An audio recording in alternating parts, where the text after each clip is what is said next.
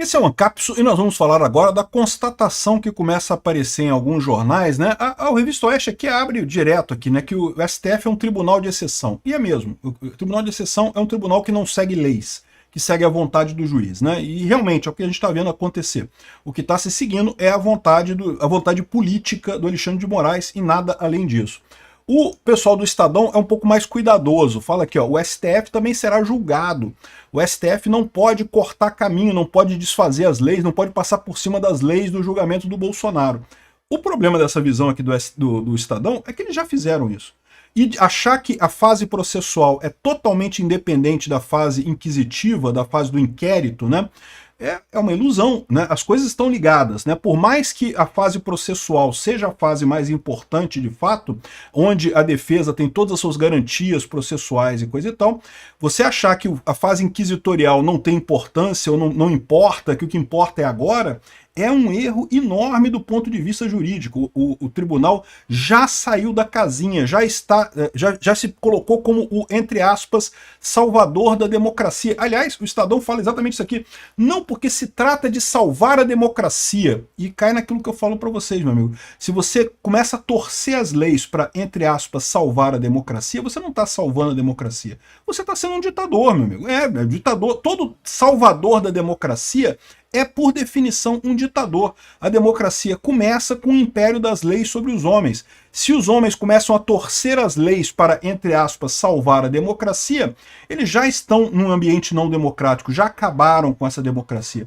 Vamos entender essa coisa aqui, porque isso daqui é uma verdade muito importante. O STF também será julgado, e eu falei para vocês, o STF vai ser julgado pelo povo.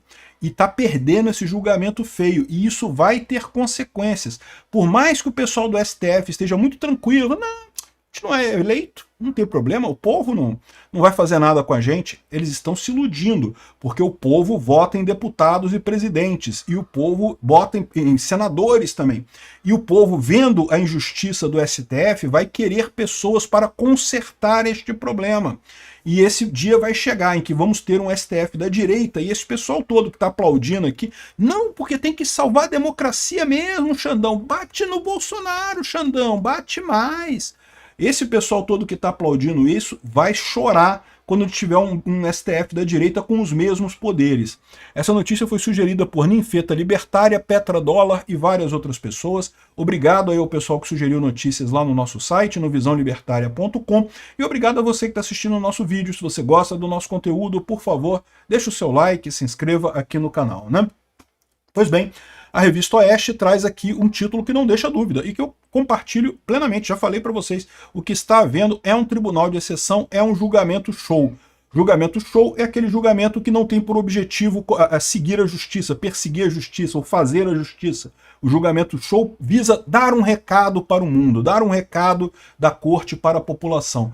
Isso é sempre um erro. A justiça não foi feita para dar recados políticos. A justiça foi feita para fazer justiça.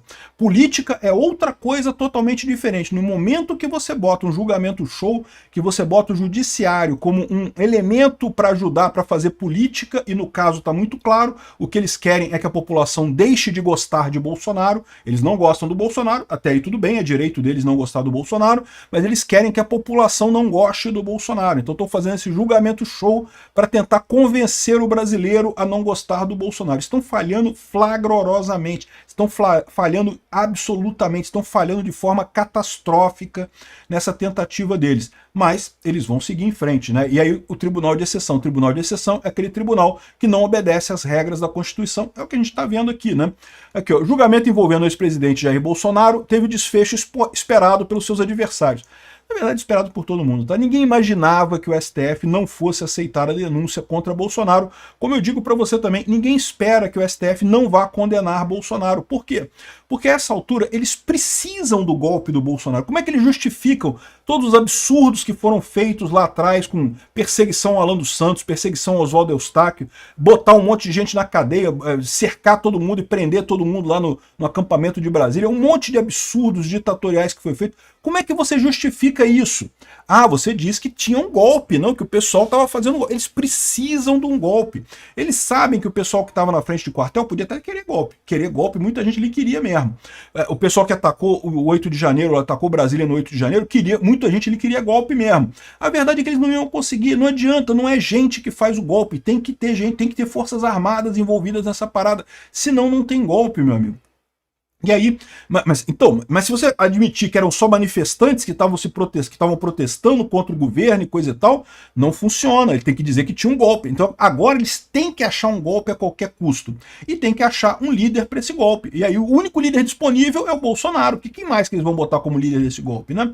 E aí qual que é o problema? O problema é que não tem nada que ligue Bolsonaro ao 8 de janeiro. Ao contrário, Bolsonaro, no final de novembro, passou o comando das Forças Armadas para o Lula. Como é que um cara que vai dar golpe passa o comando das Forças Armadas para o adversário político? Que tipo de golpe que ele estava querendo dar, que ele entregou o comando pro inimigo, né? Se você encarar dessa forma? E por que ele queria fazer um golpe? Por que ele faria uma manifestação no dia 8 de janeiro para dar golpe? Se ele quisesse dar golpe, ele teria dado golpe em novembro, né? Para que ele ia esperar 8 de janeiro para dar golpe? Que lógica tem isso, né? Ou seja, não tem nenhuma lógica. Aliás, no dia 30 de janeiro, ele ainda fez um vídeo, né, falando que não, que é para todo mundo ir para casa e seguir a vida e deixa para lá, né, parar as manifestações e coisa e tal. Ou seja, mostrando que se ele era líder de alguma coisa, ele era líder do pessoal que não queria confronto. Ah, tinha gente que insistia que queria golpe e coisa e tal. Tinha gente que insistia que queria golpe. Mas são pessoas que estavam só insatisfeitas com a situação das coisas. Não eram líderes políticos como o Bolsonaro. O pessoal quer responsabilizar o Bolsonaro a qualquer custo por isso daqui, né? Então, o que ele está falando aqui é que o que está escancarado nessa história é justamente que o STF passou por cima de um monte de regras, passou por cima de um monte de coisa do devido processo legal, para chegar nesse resultado de condenar Bolsonaro. E agora vão ter que condenar, porque justamente como é que eles justificam terem passado por cima desse monte de regra? A única justificativa que eles têm é, estávamos evitando um golpe. Curiosamente, é a mesma justificativa do golpe de 64, né? Estamos evitando o golpe comunista no Brasil, precisamos fazer esse negócio, precisamos botar o tanque na rua e coisa e tal, porque estamos evitando o golpe comunista de 64. Eu já falei para vocês, a história se repetindo, a Rede Globo ficou do lado errado em 64 e está do lado errado da mesma jeito agora. Daqui a uns tempos, a gente vai ter mais uma cartinha da Rede Globo pedindo desculpa por ter se colocado do lado errado, né, ter apoiado a ditadura e não sei o que lá. Questão de tempo no final das contas. Agora, o pessoal está lembrando aqui, ó, que o STF também será julgado. E é verdade, e eu tenho falado isso nos vídeos. Esse é o grande problema que o STF não está percebendo. O pessoal do STF podem até ser juízes muito bons e coisa e tal, muito capacitados e coisa e tal, tem um amplo saber jurídico, né? O Alexandre de Moraes escreveu alguns livros, cara. Eu cheguei a estudar com o livro do Alexandre de Moraes na faculdade. A questão, aparentemente ele não leu o próprio livro, né? Porque só pode, mas enfim. Mas, mesmo você assumindo que essas pessoas são bons juristas, entendem do direito, parece que são políticos inexperientes. Começaram a brincar de política, de fazer política, temos que salvar a democracia do Brasil. A esquerda ficou chorando com eles, né? Temos que salvar a democracia do Brasil. E aí eles viram um brinquedinho, caramba, eu posso mexer com a política, olha só. Não, olha, o fim do marco temporal, vamos acabar com o marco temporal porque eu não gosto do marco temporal. Não, vamos soltar o Lula porque eu acho que tem que tirar o Bolsonaro de qualquer jeito. Não vamos fazer isso, vamos dar poder para estados e municípios definirem a pandemia, que não é o governo federal, como está na lei, tem que ser estados e municípios que tem que definir. Olha só, o pessoal começou a brincar de fazer política e gostou, porque perceberam o seguinte, não, a gente pode dar ordem aqui e não tem ninguém que possa impedir a gente de dar ordem. Olha que coisa, o STF já é o órgão máximo. Ah, eles acham que a gente está passando por cima da lei, vão recorrer a quem? Vão recorrer para quem? Só tem a gente. Pois é, só que eles não perceberam o problema disso. O problema é que isso pode ser verdade do ponto de vista jurídico, do ponto de vista político não é. Eles estão brincando numa arena que eles não estão acostumados. Sim, a política tem a rebarba. Sempre que você faz uma ação, você tem uma reação contrária. E pode ser que eles estavam visando esse negócio, estavam com a ideia errada de que o bolsonarismo era um movimento pequenininho, uma pedra no caminho que teve ali, um negocinho de nada, que vai acabar rapidinho. Aí você pode até entender esse movimento deles, né? A gente está usando força, coisa e tal, mas daqui a pouco o Bolsonaro está preso, ninguém mais vai falar sobre isso, e vai acabar o assunto, e ponto final, e deixa para lá. Só que eles estão errados nessa avaliação deles. Não, o Bolsonaro não é um fenômeno passageiro. O Bolsonaro representa uma ânsia de mudança da população brasileira, que vê o Estado brasileiro como um Estado grande demais, que suga recursos da sociedade e não resolve problema nenhum da sociedade. Há uma demanda política clara, anti-establishment. anti-Estado. E aí, quando eles começam a perseguir o Bolsonaro, o que eles estão dando para o Bolsonaro? Exatamente a credencial. Você é o anti-Estado. Estamos perseguindo, o Estado está perseguindo você injustamente. Você está marcando o Bolsonaro como o cara anti-establishment.